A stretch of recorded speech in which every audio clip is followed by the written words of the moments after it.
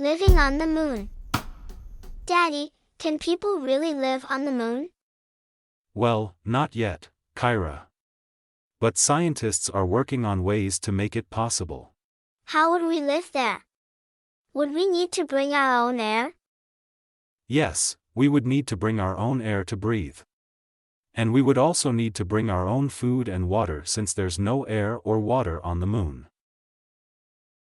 What about gravity? Would we float around like astronauts do in space?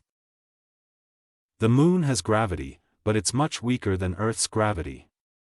So we would still be able to walk and move around, but we would feel much lighter. That sounds fun. But what would we do all day? We would have to build our own houses and places to work and play. We could also do experiments and study the moon to learn more about it. Wow, that sounds really cool. Can we go there someday? Who knows, Kaira?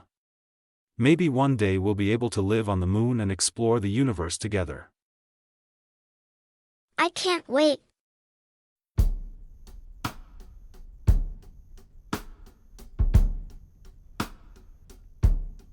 Thank you for watching Cartoon. Do share, like, comment, and subscribe.